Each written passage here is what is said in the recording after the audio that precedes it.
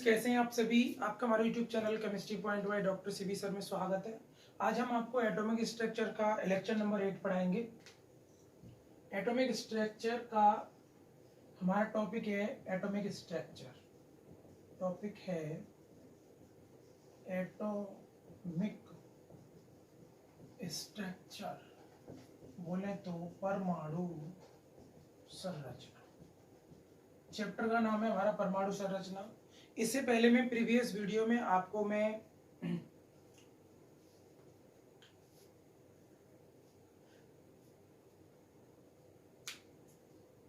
Isotopes बता चुका हूं कि आइसोटॉप्स क्या होते हैं, और उसके बारे में बहुत मैंने डीपली आपको नॉलेज दी। और आज मैं आपको जो मेरा टॉपिक है उसे पढ़ाऊंगा मैं कि आइसोबार क्या होते हैं। व्हाट इज दिस आइसोबार, क्या होते हैं आइसोबार के एग्जाम्पल क्या होते हैं, इनका जनरेशन कैसे होता है, इस बात पे हम डिस्कस करेंगे। और आप अगर हमारे चैनल पे नए हैं तो इस चैनल को आप सबसे पहले सब्सक्राइब कर लें, शेयर करें, क्योंकि आपके एक शेयर से एक स्टूडेंट का बहुत बड़ा प्रॉफिट हो सकता है। तो आपसे रिक्वेस्ट है कि आप ज़्यादा से ज़्यादा इसको शेयर करें, जिससे कि अदर स्टूडेंट्स भी पढ़ सकें आपकी तरह। ओके, तो सबसे पहले हम विचार करते हैं कि भाई आइसोटॉप्स क्या होते हैं। तो सबसे पहले हम बात करते हैं what is this isotopes. Isotopes बोले तो संभारिक। आइसोटॉप्स क्या होते हैं बोले तो संभारिक। एक सिंपल सी बात है, आइसोटॉप्स, इससे पहले जो टॉपिक था वो था आइसोटॉन्स। इससे पहले जो हमारा टॉपिक था वो आइसोटॉप्स था, ये आइसोबार है। इससे पहले जो टॉपिक था वो था आइसोटॉप्स, जिसको हमने बोला था समस्थानिक। समस्थानिक, ओके। आइसोटॉप्स समस्थानिक। आज का जो टॉपिक है वो है आइसोटॉप्स। क्या है, सॉरी, आइसोटॉप्स नहीं, आइसोबार। Isobars, okay. संभारिक। अब संभारिक किसे कहते हैं? जिसका एटॉमिक नंबर डिफरेंट डिफरेंट हो बट एटॉमिक मास सेम हो, उसे हम बोलते हैं संभारिक। सिंपल सी बात। यानी यहाँ पे एक बात में हम डेफिनेशन, एक बात बताना चाहेंगे कि संभारिक होता क्या है। इसकी डेफिनेशंस में बाद पहले बताऊंगा आपको, पहली चीज को समझना है। यानी ये है एटॉमिक नंबर AR और ये है इसका एटॉमिक वेट 14। इसी तरीके से दूसरा एलिमेंट है हमारे पास CA, इसका एटॉमिक नंबर है 20 और एटॉमिक वेट है 14। तो ये क्या है हमारा एटॉमिक नंबर, एटॉमिक नंबर, और ये क्या है हमारा मास नंबर, मास नंबर, या एटॉमिक मास, या और atomic mass, atomic mass. Atomic number क्या है आपका, देखिए इसका 18 है, इसका 20 है, तो एटॉमिक नंबर कैसा होगा, different different. Atomic number different different हो गया, but atomic mass same. Atomic mass क्या है, same.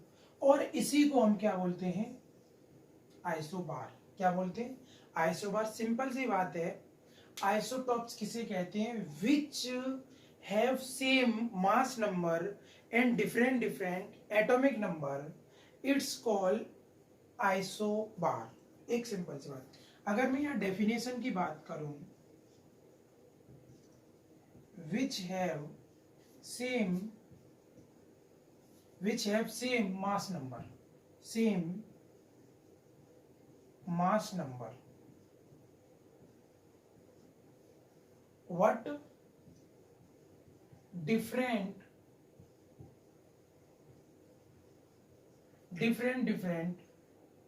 atomic number,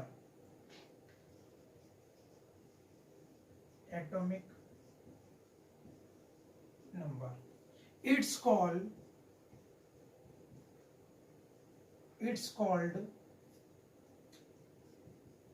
isobar। It's called isobar. यानी which have same mass number but different atomic number, it's called atomic mass. यानी भिन्न भिन्न तत्वों के वे परमाणु जिनकी द्रव्यमान संख्या तो समान हो परंतु परमाणु क्रमांक भिन्न भिन्न हो. हम यहाँ पे कह सकते हैं दो या दो से अधिक ऐसे तत्व, दो या दो से अधिक ऐसे तत्व, दो या दो से अधिक ऐसे तत्व जिनके परमाणु क्रमांक भिन्न भिन्न परंतु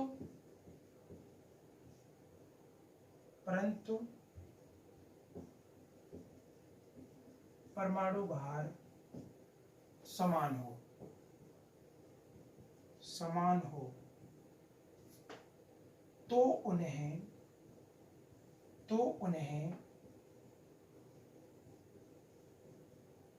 समभारिक कहते हैं. अकॉर्डिंग टू डेफिनेशन हमें ये बात पता चल गई कि भाई समभारिक क्या होते हैं, जिनका एटॉमिक नंबर यानी परमाणु क्रमांक भिन्न भिन्न हो और परमाणु भार समान हो, उसे हम आइसोबार कहते हैं. क्या कहते हैं? Isobar. Which have same mass number but different atomic number, it's called isobar. यानी दो या दो से अधिक ऐसे तत्व जिनके परमाणु क्रमांक भिन्न भिन्न हो परंतु परमाणु भार समान हो, उन्हें समभारिक कहते हैं. ओके, जैसा कि मैंने पहला एग्जांपल दिया आपको 18 आर्गन 14 और इसका दूसरा साथी है 20 Ca14. ओके, अगर मैं इसी तरीके से बात करूं 6C14, इसका दूसरा साथी है 7N14, तो आपको दिख रहा होगा ये एटॉमिक वेट जो एटॉमिक नंबर जो है वो सेम है. ये क्या है? सेम है. बट ये नीचे वाला जो है एटॉमिक नंबर वो डिफरेंट है. Okay, different. ये दूसरा एग्जांपल हो गया. अगर मैं तीसरे एग्जांपल की भी बात करूं आपसे, जैसे ट्राइटियम और ट्राइटियम का साथी है हीलियम 2s3. आप देख पा रहे होंगे एटॉमिक नंबर क्या है इनका? सेम है. एटॉमिक नंबर सेम है बट एटॉमिक मास सेम है और एटॉमिक नंबर डिफरेंट है. तो हम क्या एक सिंपल सी बात में हमसे आपसे कह सकते हैं, ऐसे एलिमेंट जिनका एटॉमिक नंबर डिफरेंट हो बट एटॉमिक मास सेम हो, उसे हम आइसोबार कहते हैं. आई होप ये बात आपको समझ में आ गई होगी. मैं अब इसकी टेबल इसको आप इसका स्क्रीनशॉट ले लो. मैं इनसे इलेक्ट्रॉन प्रोटॉन न्यूट्रॉन के बारे में बात करता हूँ, क्या सेम होगा क्या सेम नहीं होगा. ओके, इसका screenshot low with definition. Okay,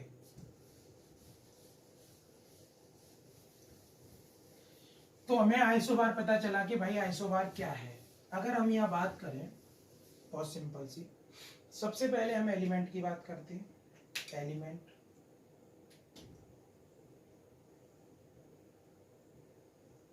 बोले तो तत्व. अगर इसके बाद हम बात करें एटॉमिक नंबर, बोले तो परमाणु क्रमांक Z, परमाणु क्रमांक. एटॉमिक मास,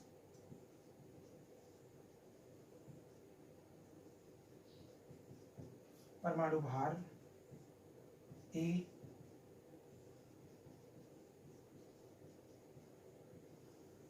इसके बाद करें नंबर ऑफ इलेक्ट्रॉन,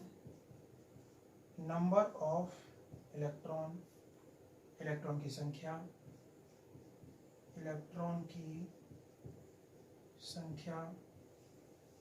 प्रोटॉन की संख्या, नंबर ऑफ प्रोटॉन की संख्या. इसी तरीके से number of neutron number of neutron n, neutron की संख्या,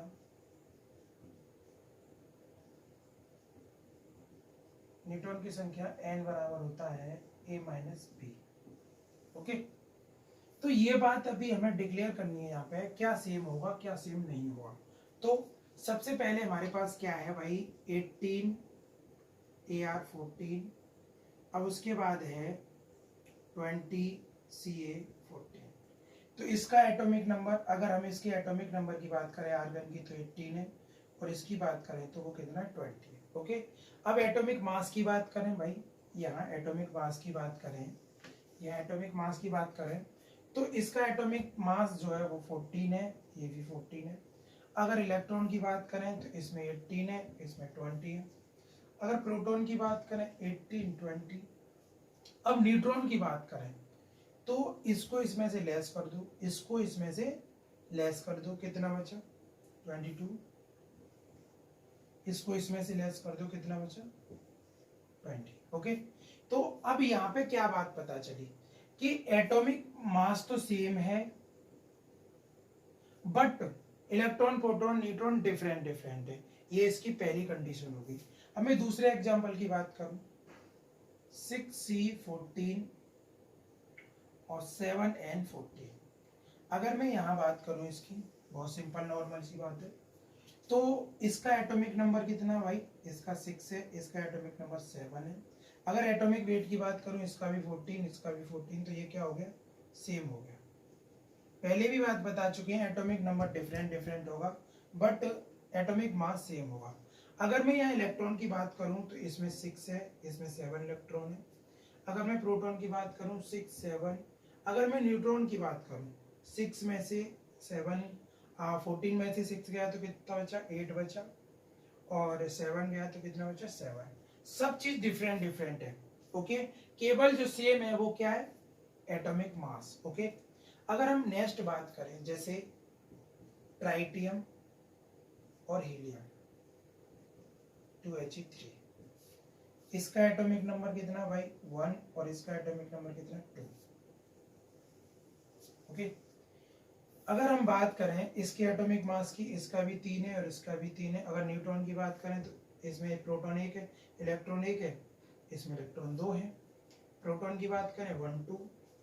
अगर हम न्यूट्रॉन की बात करें तो कितना बचा भाई 2, कितना बचा भाई 1। ओके, यहाँ पे क्या सेम होता है, यानी ए तो सेम होता है बट प्रोटॉन इलेक्ट्रॉन और न्यूट्रॉन सेम नहीं होते, ये बात आपको याद रहे। एटॉमिक नंबर सेम होगा, प्रोटॉन इलेक्ट्रॉन न्यूट्रॉन सेम नहीं होंगे बट, तो ये है इसकी प्रॉपर्टीज।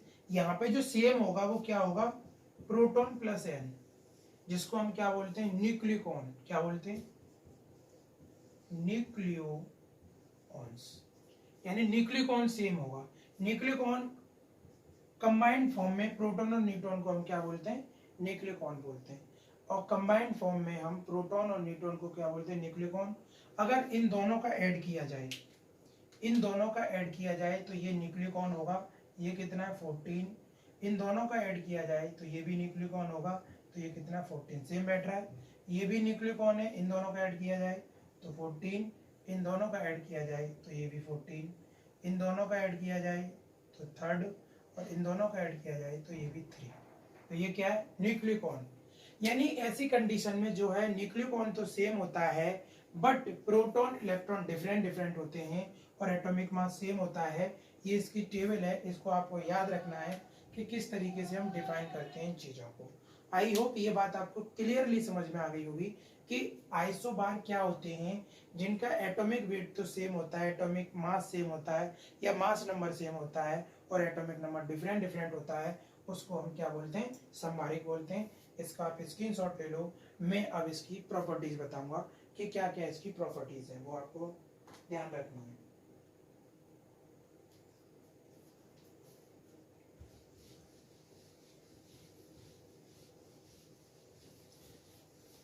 तो कंटिन्यू बने रहिए और बढ़िया तरीके से आप मेहनत करिए, जिससे कि आपका IIT जेईई मेंस और बहुत अच्छे से आपकी तैयारी हो। 11 तो आप पास करेंगे ही करेंगे, बट इसके साथ साथ आपको अदर कंपटीशन की भी तैयारी करनी है। यहीं से जब आप मेहनत करेंगे तो ये 100% तुम्हें आप सफलता की ओर जाएंगे।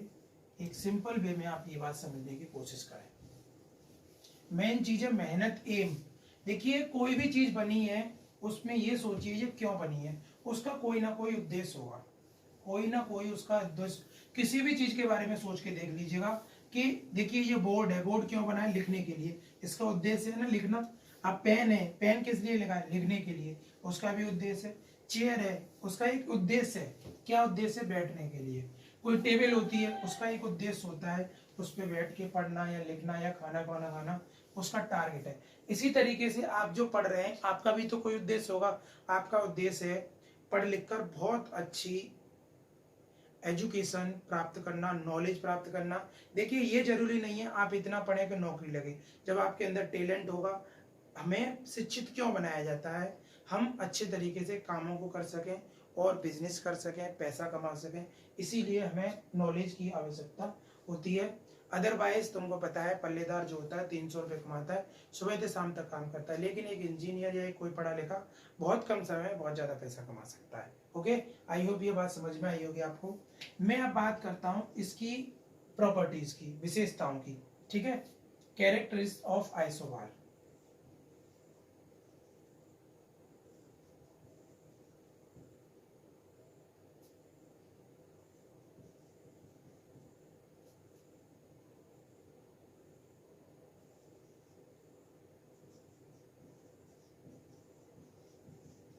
आइसोबार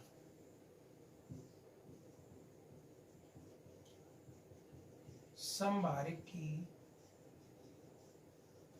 विशेषताएं या प्रॉपर्टीज ऑफ आइसोबार। ओके, समभारिक की विशेषता। तो सबसे पहले आपको इसकी विशेषता में पहली विशेषता बता दूं, यानी इसमें प्रोटॉन और न्यूट्रॉन कंबाइंड फॉर्म में सेम होते हैं, बट इलेक्ट्रॉन प्रोटॉन अलग अलग होते हैं।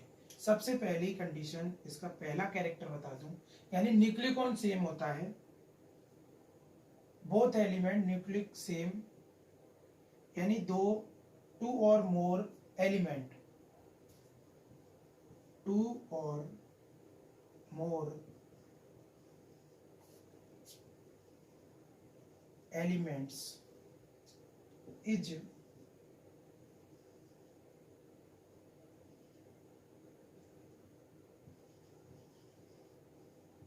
Nucleon same, but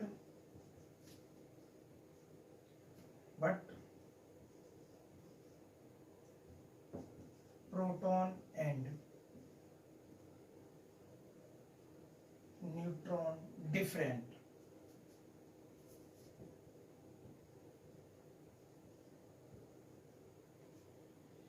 to or more element is nucleon same. Nucleon क्या होता है, न्यूक्लिकॉन होता है कंबाइंड फॉर्म में प्रोटॉन प्लस न्यूट्रॉन, जैसा मैंने बताया था रेड से।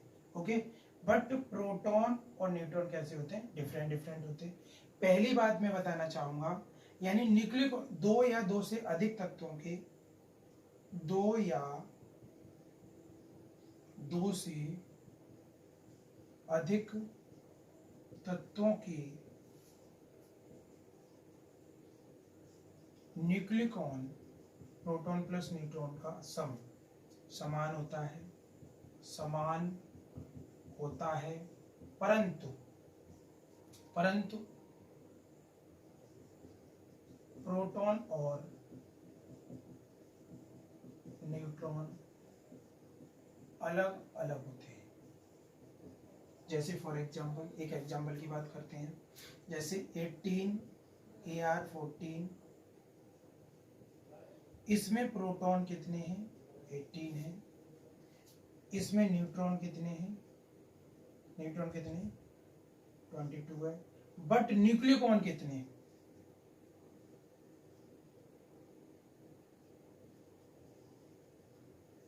न्यूक्लिकॉन्स कितने, P प्लस एन का मतलब 18 + 22 = 14। ओके, इसी तरीके से हमारे पास Ca 20 14 प्रोटॉन कितने भाई 20 और न्यूट्रॉन कितने 20, बट न्यूक्लियोन कितने, प्रोटॉन प्लस न्यूट्रॉन कितने भाई 20 + 20 = 40। मैंने बताया था ना सेम होगा। ओके, पहला पॉइंट क्लियर। न्यूक्लियोन सेम होगा, पहला पॉइंट हमारा बिल्कुल क्लियर होता है विद एग्जांपल। दूसरी बात हम करें, यानी isotopes is physical and chemical and nucleic properties different.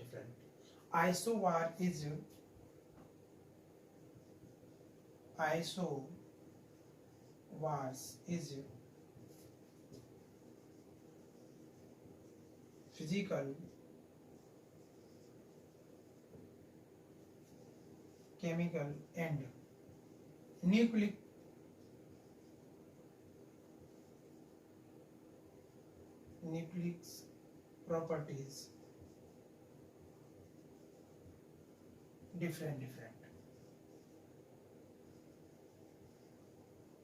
properties different. Isobar is physical, chemical and nucleic properties different. यानी समभारिक के भौतिक और रासायनिक गुण भिन्न भिन्न होते हैं। समभारिक के भौतिक, रासायनिक तथा नाभिकीय गुण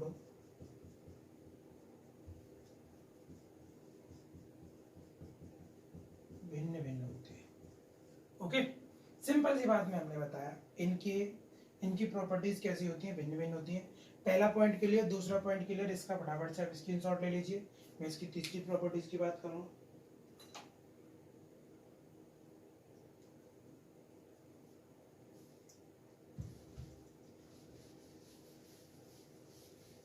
यानी इनकी physical and chemical and nucleic properties, जो नाभिक की प्रॉपर्टीज होती हैं वो भिन्न भिन्न होती हैं। भिन्न भिन्न क्यों होती हैं? क्योंकि इसका न्यूक्लियोन तो सेम होता है, प्रोटॉन न्यूट्रॉन डिफरेंट होते हैं, इसलिए इनकी प्रॉपर्टीज कैसी होती हैं, भिन्न भिन्न होती है। अब मैं इसकी तीसरी प्रॉपर्टीज की बात करूं। On the periodic table position of isobar different. On the periodic table isobar position different is isobar position different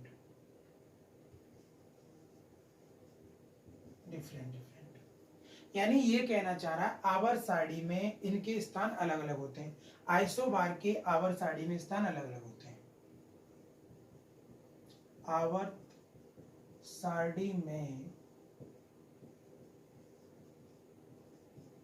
समभारिक के स्थान अलग अलग होते हैं। कैसे होते हैं वो मैं प्रूफ करता हूं आपको। देखिए AR 18 14, दूसरा कैल्शियम 20 14। अगर इसका कॉन्फ़िगरेशन किया जाए 2,8,8 और इसका किया जाए 2,8,8,2, इसका जो ग्रुप नंबर है वो 8 है। इसका जो ग्रुप नंबर है वो कितना, वो 2 है। इसका जो पीरियड नंबर है 1 2 3 4, इसका जो पीरियड नंबर है, पेरियोडिक नंबर है वो कितना 4, और इसका कितना 1 2 3, इसका पेरियोडिक नंबर है वो कितना 3। क्या बोला हमने?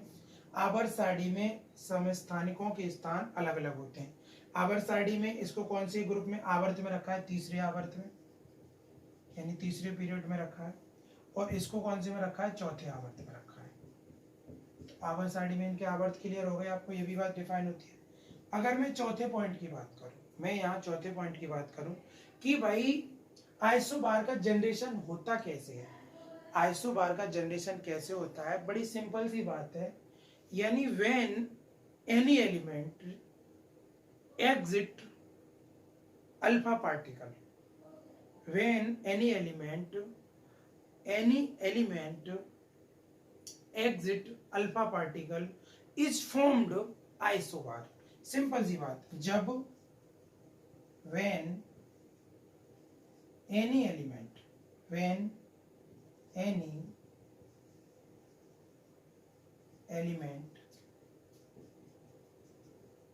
exit one beta particle is formed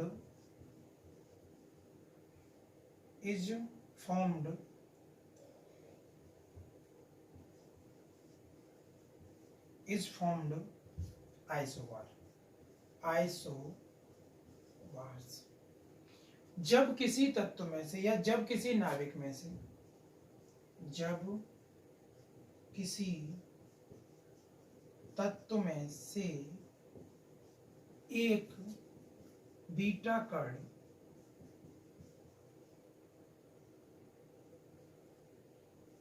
निकल जाता है तो हमें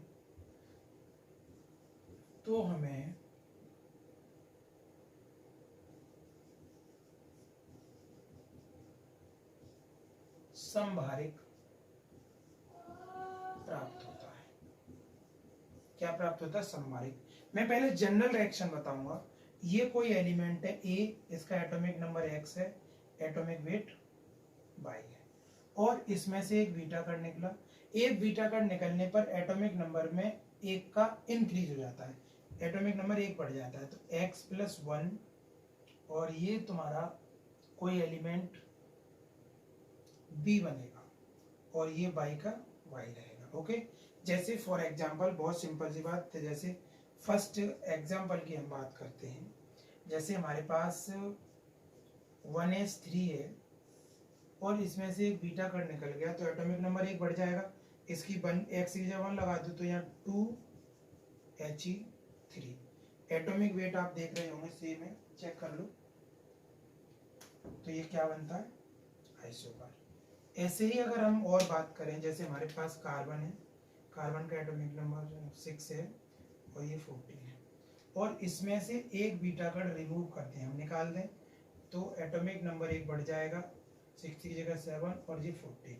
आप देख पा रहे होंगे एटॉमिक वेट क्या है? सेम है, मास नंबर सेम है, और एटॉमिक नंबर डिफरेंट है, और इसी को बोलते हैं हम आइसोबार।